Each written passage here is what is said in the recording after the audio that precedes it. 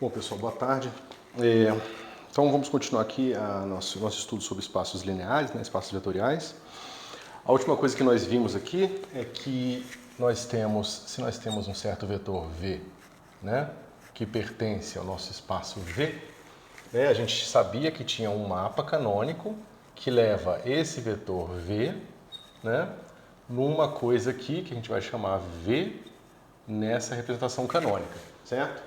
E aqui, como nós queremos nos aproveitar do produto matricial, a gente define esse cara aqui, ao invés de com uma sequência ordenada numa linha, a gente faz uma matriz coluna, né? Como nós vimos lá atrás, isso aqui vai ser simplesmente V1, V2, assim por diante, até Vn, supondo, claro, que esse mapa aqui é um mapa, né, de um espaço de dimensão n para um espaço canônico aqui, vai ser o Rn, certo? E a gente viu que pelo o isomorfismo, né, entre os dois espaços vetoriais, a gente pode puxar esse produto interno que você tem aqui, né, que leva V em elemento do corpo, né, isso aqui é mapeado num outro cara aqui, R, né, que, deixa eu ver se eu subnotei assim mesmo. Eu também tinha esquecido de colocar na aula passada, mas denota um Rzinho aqui, só para lembrar que esse cara aqui é o produto interno, né? Entre dois elementos agora de Rn e Rn, ou seja, esse cara aqui vai levar Rn no mesmo elemento do corpo aqui, C, reais ou complexos, certo? Bom, se isso é verdade, a gente viu aqui que por uma base ortonormal, ou seja, se a gente estiver considerando essa base que estamos decompondo aqui para fazer o mapa canônico, uma base ortonormal, nós vimos aqui que o produto, né, na representação canônica, aqui, né, aqui eu vou fazer o caso mais geral, né, a gente viu que isso aqui era uma soma, né, de I, J, ambos indo de 1 até N, né, de VI, estrela, GIJ, UJ. Tá certo? Na representação canônica, eu fiz no final da aula passada o caso onde a gente pegou uma base ortonormal. Para uma base qualquer, esse G aqui, vocês têm que lembrar que G e J nada mais é do que o produto interno de I com EJ. Certo? Bom, posto isso, a gente vê que esse produto aqui ele pode ser pensado num produto matricial da seguinte forma. Eu tenho VI aqui, né, V1 estrela, V2 estrela, assim por diante, até o meu Vn estrela. Aqui vai entrar uma matriz, que é essa aqui, G11, G12, G21, G22 e assim por diante. E aqui entra um vetor coluna, aqui U1, U2, U3 até o N, tá certo? Então, o produto interno, né, no caso particular, em que você tem uma base ortonormal, ele é simplesmente o produto de uma matriz linha com matriz coluna, e no caso geral, é esse produto aqui com essa matriz G aqui no meio, tá certo? Então você tem que lembrar que no caso, a representação adjunta, ela não é simplesmente pegar um vetor coluna, ou seja, quando você tenta mapear um vetor do tipo V1, V2 até Vn, né, você tenta mapear no V, do espaço V para o seu dual, dado aquele mapa que eu mostrei lá para vocês, esse cara aqui, ele não vai simplesmente em V1 estrela, V2 estrela até Vn estrela.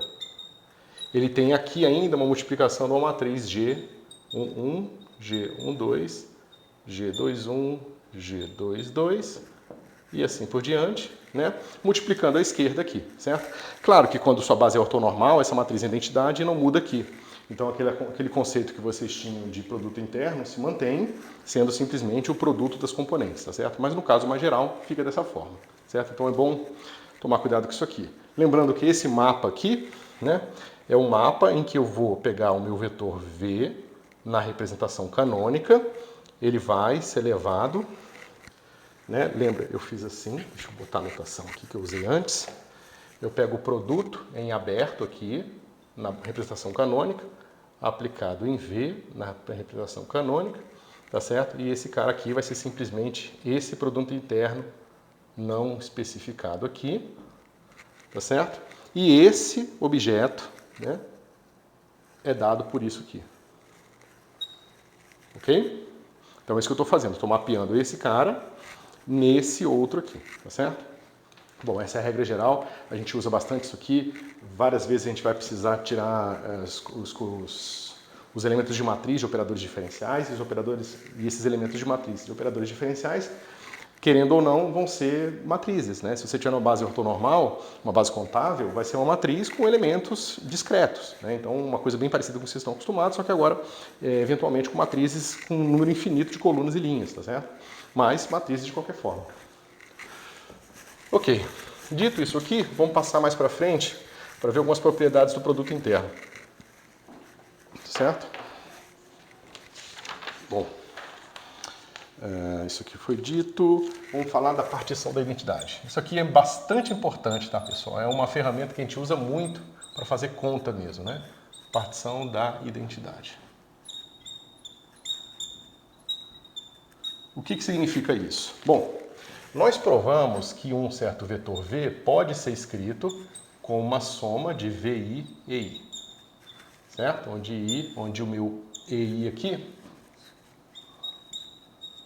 o meu EI forma a base, certo? Meu EI, base. Ok. Sabendo disso, o que eu posso fazer? Eu posso pegar o produto desse cara, produto interno, né? Uma base ortonormal no caso aqui, que a gente quer. Ortonormal. Sabendo disso, eu posso pegar o produto aqui com o meu EJ, certo? O V, isso aqui vai dar soma sobre I de 1 até N, VI, delta e J. Né? Delta de Kronecker. Lembra, a base ortonormal tem um produto do EJ com EI, delta e J. Né? Esse delta é simétrico, tanto faz a ordem que eu colocar aqui. Quando eu fizer essa soma, isso aqui nada mais vai ser do que VJ. Certo? Bom, mas se isso é verdade, o que a gente vai fazer? A gente vai colocar essa notação para representar esse símbolo, certo? Ou seja, a gente vai escrever que nosso V vai ser igual à soma de I de 1 até N de... A gente vai botar esse cara aqui, mas eu vou botar ele multiplicando aqui à direita, tá? No tanto faz. Isso aqui não vai fazer nenhuma diferença pra gente. Vai botar assim, EI. E aí eu vou botar esse cara aqui agora, né? A gente vai substituir esse V. Ele vai vir para cá, usando essa notação aqui. Vai ficar assim, EI, né? Ou seja, o meu VJ é EJ. Então logo o meu VI vai ser EI. EIV. Então essa notação ela está mostrando para a gente uma coisa interessante. Eu posso definir um certo produto aqui para reescrever essa expressão de uma maneira mais conveniente, certo? Então eu vou dizer o seguinte, eu vou dizer que o produto V com U, tá certo? É uma transformação que vai levar V em V, tá certo? E esse produto V com U é definido assim, esse cara atuando num certo vetor W é definido por V vezes o resultado de U com W. Ou, se você preferir, V U W. Né? Claro que aqui eu estou supondo implicitamente aquilo que eu tinha chamado a atenção de vocês, de que um covetor tem um vetor associado a ele, tá certo? Nem sempre isso vai ser verdade, mas aqui a gente vai trabalhar de uma forma que, nos casos que são de interesse para a gente, isso aqui não vai fazer diferença, tá certo? Então veja, agora esse cara aqui é um número que está multiplicando um vetor, certo? Então veja, esse objeto aqui que é o produto de cat V com bra U, e não bra U com cat V, né? É o contrário. Esse produto ele me dá uma transformação que leva um elemento de V em outro elemento de V. Então, basicamente, ele vai pegar o W qualquer, projetar na direção U, pegar esse número e multiplicar por V. Essa é a ação desse elemento, certo? Visto isso, a gente pode ver que esses elementos aparecem dentro da soma aqui agora, tá certo? Então, o que eu posso fazer é que eu estendo esse produto para ele agir linearmente, ou seja, como a gente já viu várias e várias vezes, ele age linearmente quando ele atuando numa soma é igual à soma das atuações individuais, né? Isso tudo compatibilizando as somas dos objetos com a soma dos elementos do domínio, né? Assim por diante, coisas que a gente já discutiu bastante. E o que a gente vê é o seguinte, como esse cara é linear e age linearmente, eu posso fazer o quê? Eu posso escrever e botar em evidência. V vai ser igual a soma sobre I de EI, boto em evidência em V. Tá certo? Bom, pessoal, mas se isso é verdade para qualquer V, porque você veja, essas expressões todas que eu escrevi, né, essa decomposição aqui, nada disso teve como requerimento alguma coisa especial sobre esses vetores. Esses vetores podem ser arbitrários, podem ser quaisquer.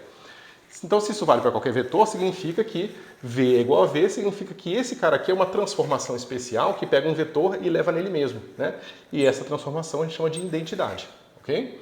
Então, por isso que a gente diz que nós temos a partição da identidade toda vez que a gente tem uma base ortonormal, tá certo? Quando a base não é ortonormal, a coisa fica um pouco mais complicada, mas dá para fazer também. Mas como aqui não vai ser muito útil para a gente não introduz, tá? Se vocês quiserem fazer como exercício, podem fazer e trazer para mim dúvidas em aula, tá certo? Maravilha. Isso aqui é bastante importante, tá, pessoal, para fazer conta. Muitas vezes você quer fazer uma transformação ou você quer calcular um operador que está numa base em outra, você usa esse tipo de truque, né, para inserir as identidades em locais convenientes para você conseguir fazer as transformações, certo? Beleza. Um teorema simples que eu gostaria que vocês provassem em casa é que vetores